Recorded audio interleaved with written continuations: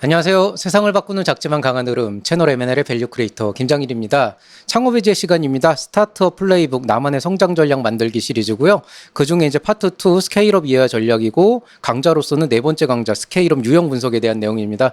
오늘은 지난번에 말씀드렸던 J커브형 사업의 정의에 이어서 이 J커브형 사업을 지향하시는 그런 창업가 대표님들을 위해서 어떤 형태의 인사이트를 가져야 되고 자금 조달이나 여러 가지 성장 전략이 있어서 어떤 부분들을 고민해야 될지 한번 구체적으로 살펴보도록 하겠습니다. 강의 시작하겠습니다. 강의를 하기에 앞서서 지난 1부에 얘기했던 내용들을 잠깐 말씀드리자고 한다면 이제 J커브형 스케일업에 대해서 조금 더 디테일하게 살펴보고 사례 연구를 했었는데요. J커브형 스케일업이라고 하는 건 말 그대로 초기에 큰 투자 손실을 감수하고 여러 플레이어들이 달려들어서 이 급격한 성장을 이뤄내는 걸 목표로 하고 그만큼 그 사이에 굉장히 풍지풍파가 많기 때문에 데스밸리의 위험이 굉장히 높아진다. 즉 이 표엔 나와 있지 않지만은 제대로 꽃을 피우기도 전에 쥐도새 들어오게 사라지는 경우도 굉장히 많다. 그렇지만 내가 성공적으로 어떤 임계점을 넘어가게 된다 그러면 그때부터 우리가 흔히 얘기하는 유니콘 기업으로서 성장할 수 있는 그런 이제 곡선을 그릴 수가 있다. 그렇기 때문에 전형적인 하이 리스크, 하이 리턴형 사업이다라고 할 수가 있다. 이렇게 말씀을 드렸습니다. 자, 이거를 바탕으로 해서 대표적인 예시가 이제 뭐 배달의 민족이나 아니면은 뭐 수아렛 같은 그런 이제 사례를 말씀을 드렸었고요. 그러면은 이런 J커브형 사업 자금이라고 J커브형 사업을 위해서 사업 자금이라는 건 이제 어떤 식으로 보통 조달이 이루어지냐라고 하게 되면은 우리나라를 기준으로 생각을 해보면은 대부분 J커브형 사업 자금 조달은 돌고 돌아서 결과적으로는 VC 지분 투자로 이루어질 수밖에 없다. 그렇지만은 약간 모범 답안처럼 보통 얘기를 하고 있는 것은 실제로 지분 투자가 처음부터 이루어지면 좋지만 그게 조금 어려운 단계라면은 예비 창업 패키지나 이런 이제 각종 지원 사업을 통해서 그 안에서 여러 가지 창업 지원 프로그램이나 국가 R&D 연구 과제를 받아서 어느 정도 좀 쿠킹을 하는 과정이 있고 그 1, 2년 사이에 시드 레벨의 투자를 받아서 빠르게 성장을 하면서 팁스를 타고 그 팁스를 바탕으로 J커브를 그리는 빠른 이제 곡선을 그리면서 시리즈 A, B, C로 넘어가서 엑시스를 하는 그런 이제 모델이 가장 전형적인 모델이라고 할 수가 있죠. 그렇기 때문에 사업자금 조달의 시작은 아마 지원 사업으로 하셔도 상관이 없지만 결국 그 끝은 VC나 AC를 통한 지분 투자로 갈 수밖에 없다. 그 구조가 왜 그런지는 조금 나중에 설명을 드리고요. 그 다음에 이제 금융 지원이나 융자를 통해서 부족한 자금, 초기에 이제 투자를 받기 직전까지 혹은 투자와 투자 사이에 어떤 갭이 생겼을 때 그거를 이제 대부분 융자로 이제 메꾸는 경우가 있고요.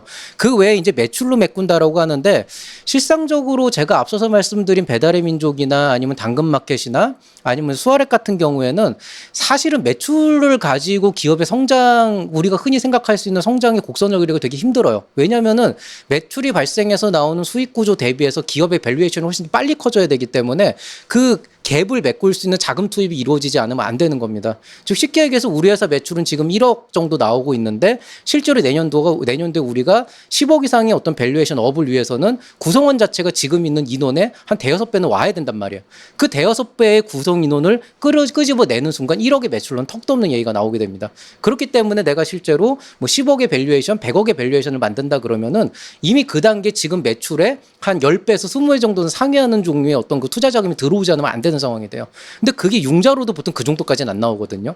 융자는 결국엔 담보를 바탕으로 하는 거기 때문에 들어오는 금액에 한계가 있게 된다는 거죠. 그러니까 결국엔 매출에 한계가 있고 자기 자본은 말할 것도 없죠. 아예 내가 돈이 많아서 그냥 거기에다 때려 받겠다 그러면 그건 또 다른 얘기가 되는데 적어도 채널 M&L을 보고 저한테 상담을 받으시는 분들이 자기 자본이 풍부해서 상담을 받는 경우는 거의 없다 보니까 이 자기 자본은 사실 크게 기대하기 힘들고 그렇다면 결과적으로는 지원 사업에서 투자로 빨리 이루어지는 게 한계치라는 거죠. 그리고 융자라고 하는 것도 실상적으로는 되게 받기 힘들어요. 본인들이 융자를 받는 거에 대해서 대표님들도 좀 부담을 많이 가지고 있는 것이기 때문에 분명히 필요한 일이긴 하지만은 처음에는 좀 쉽지 않은 그런 부분들도 있습니다.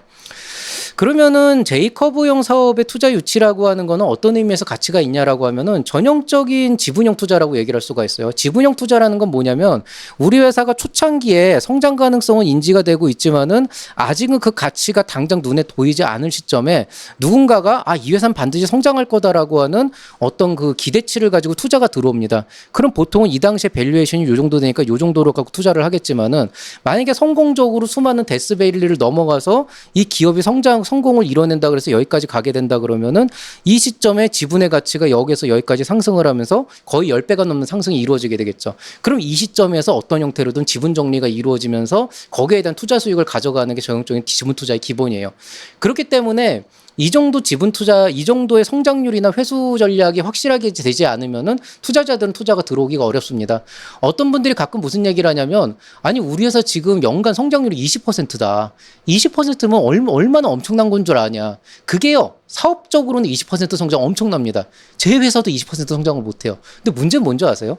20% 성장을 기대하고 지분 투자를 할 거면은요, 그냥 테슬라나 구글, 애플 주식을 사는 게 훨씬 더 안정적이에요.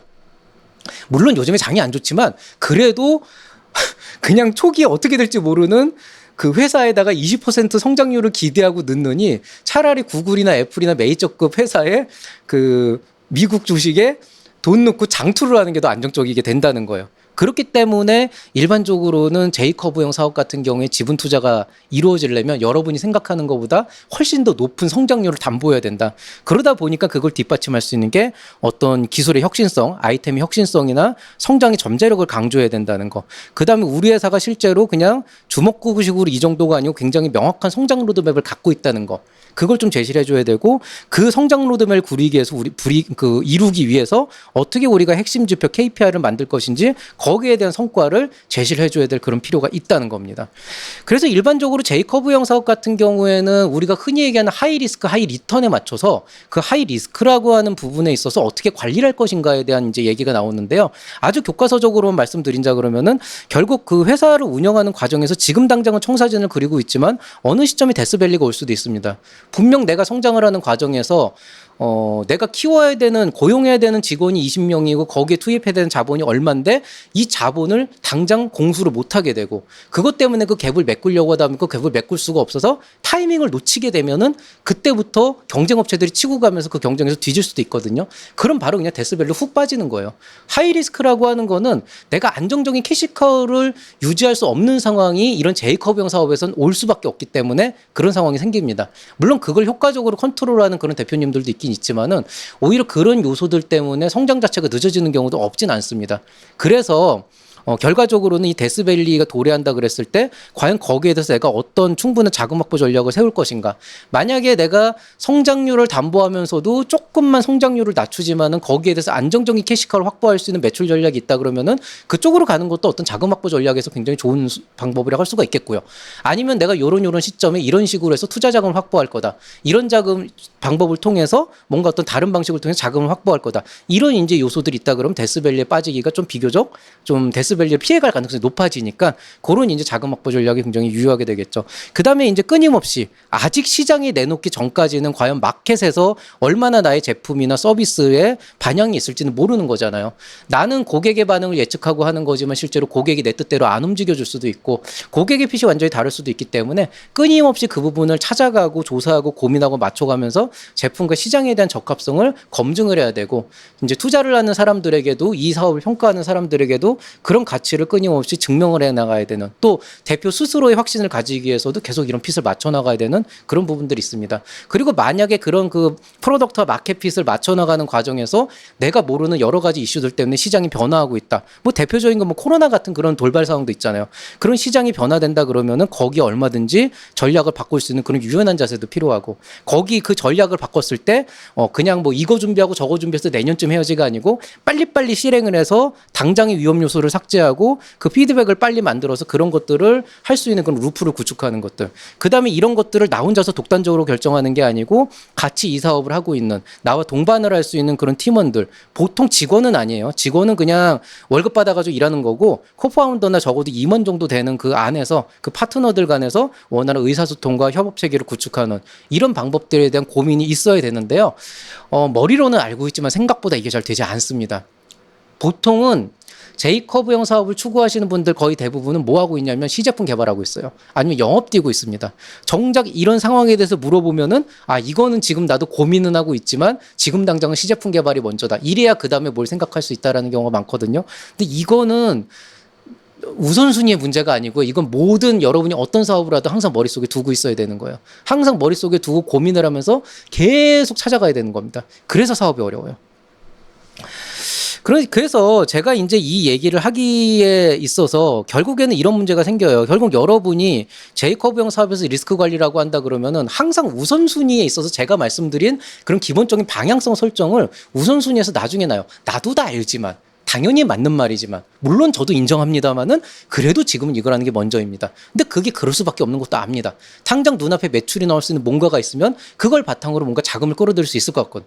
당장 내가 이 시점에서 시제품이 이 정도까지 나와야 자금을 끌어들일 수 있다. 그게 틀린 말은 아니지만은 그럼에도 불구하고 제가 앞서 말씀드린 이 네 가지 이 요소들은 항상 머릿속에서 누가 툭 치면 바로 나올 수 있도록 준비가 돼 있어야 된다는 거예요. 설사 그게 나중에 바뀌어질 수 있는 상황이라고 하더라도 지금 당장 이슈가 그게 아니기 때문에 아예 생각조차 안 해버린다 그러면 그건 대표로서 오너로서 사실은 굉장히 나이브한 자세라고 할 수가 있습니다. 그래서 저는 이렇게 표현을 합니다. J커브형 사업을 추구하는 사람이라면은 적어도 내가 운영하고 있고 나와 팀원들이 운영하고 있는 그런 J커브형 스타트업에서 실현 가능성이라고 하는 것을 잘 보일 수가 없는 비즈니스 모델이라면 이런 거 있잖아요. 예를 들어서 제가 저 지금 구독자 10,000명이에요. 10,000명 중에 10%만 제 강의에 돈을 써도 제가 얼마를 벌 수 있습니다. 이게 안 된다는 거예요. 그러니까 대부분 그러더라고요. 이 서비스가 여기까지 나가면은 여기에서 한 10만 명 되니까 이 중에 5%만 먹어도 우리가 5만 명 먹는 거다. 5,000명 먹는 거다. 그럼 이 안에서 우리가 얼마씩만 받아도 얼마다. 이런 그 대략 이 정도라고 하는 그 생각 자체가 굉장히 나이브한 겁니다. 실제로는 1%도 안 나온다고 전제 조건에 깔고 들어가야 돼요. 실제로도 그렇고요. 그렇기 때문에 실현 가능성이라고 하는 걸 막연하게 요 정도까지 가면 어떻게든 이건 될 거다라고 하는 그 막연한 추측이 많아지면 많아질수록 실현 가능성은 떨어질 수밖에 없고요. 그렇게 BM을 제시하는 분들은 그냥 이쯤 되면 내가 이렇게 팔 거예요? 이렇게 하면 구독료 받을 거예요? 이렇게 하면은 내가 건당 얼마씩 받을 거예요? 이런 그 대충 산정한 BM이라고 하는 거는 정말 죄송합니다만은 정말 예쁜 쓰레기 그 이하도 아닙니다. 적어도 J커브형 사업을 추구하고 그 안에서 내가 투자자의 관심을 끌어서 투자를 받기를 원한다 그러면은 그 예쁜 쓰레기 이상의 뭔가가 나와야 돼요. 그 뭔가가 뭐가 되는 거냐. 적어도 여러분은 여러분 사업에 대해서 명확한 가치를 제안할 수 있어야 됩니다. 그것도 아주 구체적인 데이터 바탕으로 한 그런 어떤 그 데이터 바탕으로 한 근거를 제시할 수 있으면 좋지만 대부분 그런 데이터 바탕으로 한 근거를 제시하기는 어려우니 그래도 적어도 여러분이 최소한 정량적인 부분들을 약간 가미하더라도 정성적인 관점에서 누가 봐도 그냥 제3자가 봐도 이건 확실히 시장에서 기회가 있을 수 있다. 그리고 그 시장 안에서 차별화된 어떤 기술이나 시장의 어떤 포지셔닝을 갖고 있다. 그리고 여기에서 비즈니스 모델도 확장이 될 수가 있다. 충분히 실현이 가능한 수익이라고 판단이 된다. 10명 중에서 1,000명 중에서 10%만 나와도가 아니고 1,000명 중에서 이런 정도를 원하는 사람들이 대략 5%는 될 거고 그 중에서 내가 1% 정도는 먹을 수 있다. 이런 종류의 어떤 그 상식적으로 생각해도 말이 되는 수익 모델. 이 동네에 있는 사람들 유동 인구 중에 10%만 내 커피를 먹으면 내 카페 대박 친다. 틀린 말은 아닌데 그 10%가 근거가 없잖아요. 그러니까 이런 것들 제품과 시장의 적합성을 끊임없이 검증해 가야 되고 과연 내가 말하는 수익 모델을 하기 위해서 고객 확보 전략을 어떻게 고민하고 있고 우리 팀이 그 확보 전략 이런 것들을 실현하기 위해서 얼마나 강력한 역량을 갖고 있는지 그거를 통해서 내가 얼마나 명확한 성장 로드맵을 갖고 있고 얼마나 적절한 자금 조달 계획을 그 사이에 넣는지 그 외에 내가 그 생각할 수 있는 여러 가지 리스크 관리에 대해서 어떤 방안을 고민하고 있는지 이거를 고민을 해봐야 되고요. 이게 너무 어려워요. 너무 어렵기 때문에 대부분 이런 얘기들을 어디 평가를 가거나 컨설팅 가서 해주면은 결국 대표들도 똑같이 알아요. 무슨 얘기인지 안다. 근데 너무 어렵다. 저한테 상담 오는 친구들이 저한테 그 얘기를 해요. 교수님 어렵네요. 어렵습니다. 근데 왜 어려운 줄 아세요? 여러분이 제 연봉의 10배, 20배, 100배 되는 수익을 기대하고 있기 때문에 당연히 10배, 20배, 100배 어려운 거예요. 그걸 기대하지 말라는 게 아니고요. J커브형 스타트업은 그걸 기대할 수 있습니다. 여러분이 10억, 100억, 1,000억 기대할 수 있어요. 그런데 문제는 뭐냐면은 그걸 하기 위해서는 그만큼 저보다도 훨씬 더 많은 고민을 해야 되는데 안타깝게도 여러분이 그만큼 고민을 못 해요. 그렇지만은 그 어려운 일인 걸 저도 알고 있지만 이걸 여러분이 해야 된다라고 당당하게 말씀을 드릴 수 있는 망설임 없이 말씀드릴 수 있는 건 여러분이 그 청사진을 그려주지 못하면 그걸 대신 그려줄 수 있는 사람은 없어요. 물론 여러분이 이 요소들을 가지고 정말 나는 이거를 좀 더 전문가의 의견을 들어서 좀 더 인사이트를 넓히고 싶다 그러면은 제가 하고 있는 유료 상담이나 여러 가지 교육에 참여하셔서 조금 더 인사이트를 넓힐 수 있습니다. 그리고 스스로의 방법을 찾아갈 수도 있고 방향성을 찾아갈 수도 있고요. 만약에 상담을 왔을 때 그런 청사진을 희망한다라고 하면 어느 정도까지 제가 제안을 드릴 수 있지만 결국 실행을 하는 사람 입장에서 굉장히 어려워지는 그런 실행 요소들이 있어요. 그리고 실제로도 지난번 상담에서도 똑같은 말씀을 드렸어요. 대표님께서 원하시는 청사진 그려드릴 수 있습니다. 근데 대표님이 이걸 꺼리실 거예요. 왜? 실행하기 너무 어렵고 리스크가 커지니까. 그리고 그분은 그걸 원하셨고 당연히 망설이고 가셨죠. 그러니까 어쩔 수가 없는 거예요, 이거는. 결국 그 남들이 원하는 그림을 그려주지 않으면 투자가 이루어지지 않고 융자나 다른 지원 사업도 이루어지지 않을 거고, 그렇다면 여러분이 그리는 청사진은 빛을 볼, 세상의 빛을 볼 기회조차도 안 잡힌다고 하는 거죠. 그러니까 설사 제가 권유하는 다른 어떤 컨설턴트나 다른 누군가 제3자의 어떤 멘토가 권유하는 그런 청사진을 그대로 따를 필요는 없지만은 적어도 이 요소들을 여러분 나름의 방향성에 맞게 담아줄 수 있는 어떤 청사진은 여러분 스스로가 고민을 해서 그려야 된다는 거예요. 그래서 잔소리를 하나 하자면은 결국 제이커브형 사업이라는 건 돌고 돌아서 어찌 됐건 간에 투자 유치로 귀결이 될 수밖에 없습니다.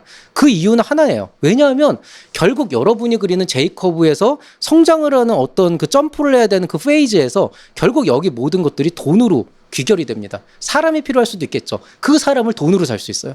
그렇기 때문에 돈이 필요합니다. 근데 그 돈이 나올 구석이 결국에는 매출이나 융자에서 한계가 있기 때문에 투자 유치로 귀결이 되게 돼 있고, 그리고 만약에 여러분이 그 투자를 받아야 한다 그러면 모르는 걸 어떻게 해요? 나도 모르는 걸 어떻게 해요? 아직 확인이 안 돼서 확인도 안 됩니다. 이거는 핑계라는 거예요.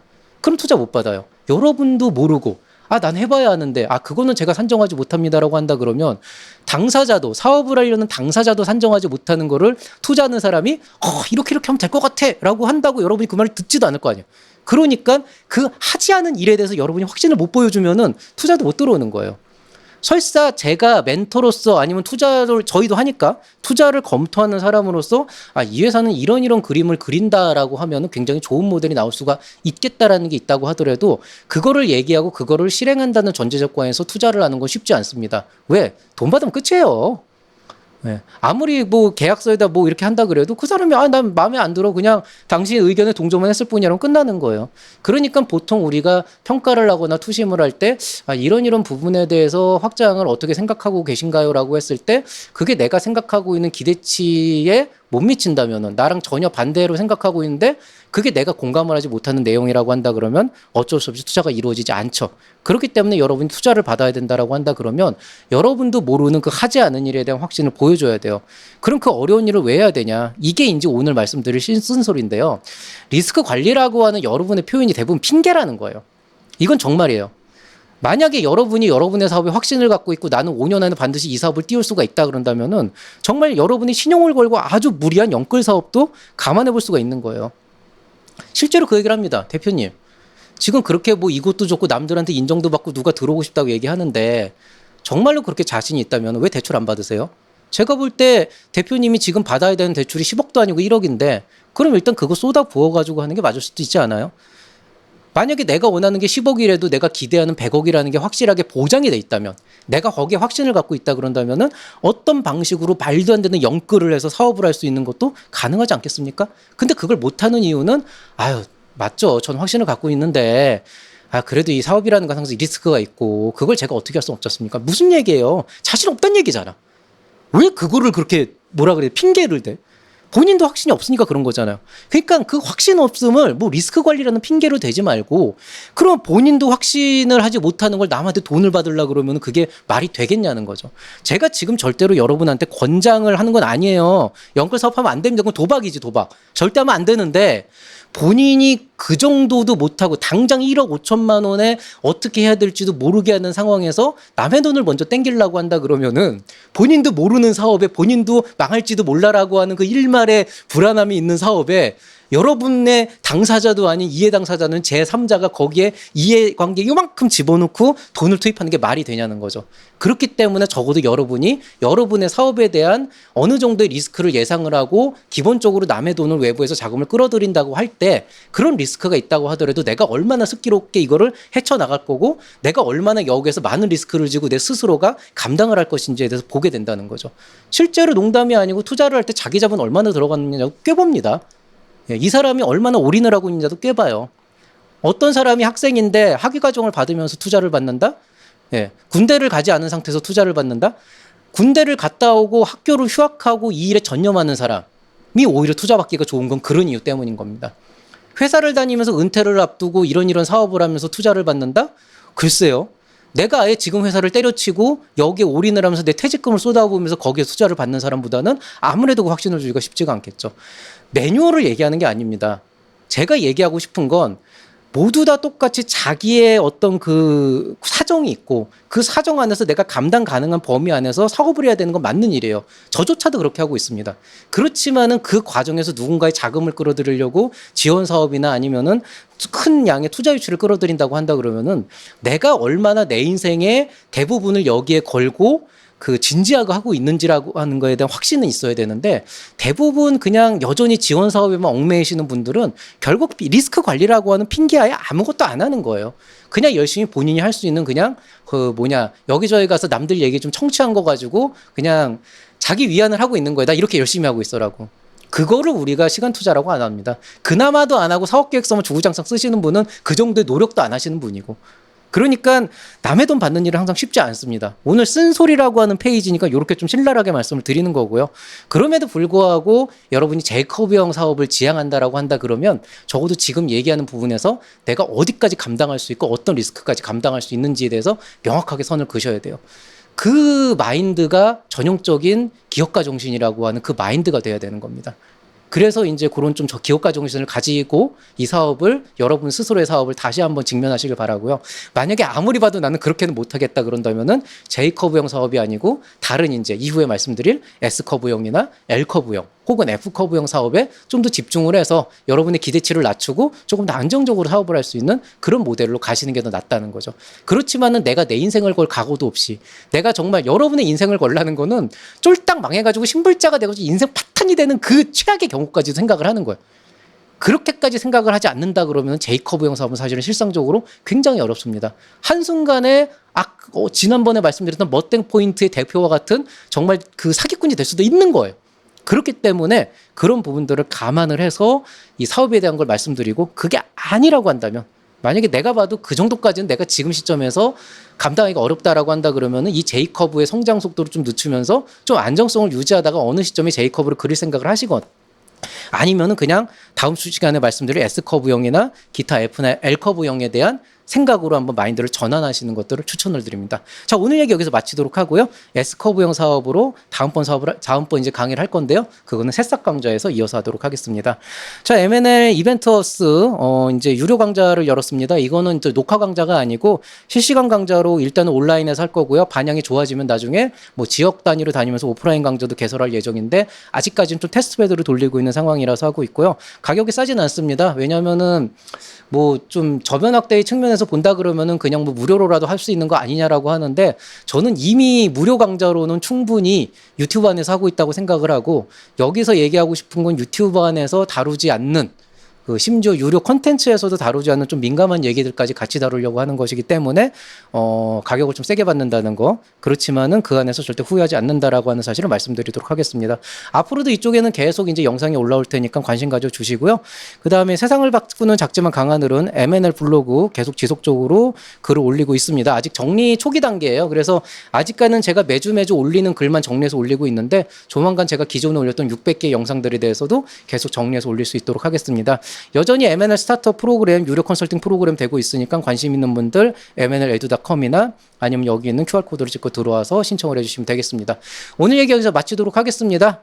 본의 아니게 여러분에게 많은 내용을 드리려고 하다 보니까 내용이 길어져서 2부작으로 되어 있는데요. 여기까지 해서 일단 창업의 지혜 시리즈에는 스타트업 플레이북 얘기는 끝났고요. 이후에 한 4강좌 정도는 3강좌 정도도 아마 2부로 다 나눠서 할 것 같은데요. 그거는 새싹 특강, 창꿈 특강, 창꿈 특강 2에서 이루어짐을 미리 말씀드립니다. 자, 그럼 모두들 건강한 한 주 보내시기 바라고요. 아무쪼록 성공적인 창업 활동하시기 바라면서 인사드리겠습니다. 이상 채널 M&A의 밸류 크리에이터 김장이었습니다. 여러분 사랑합니다.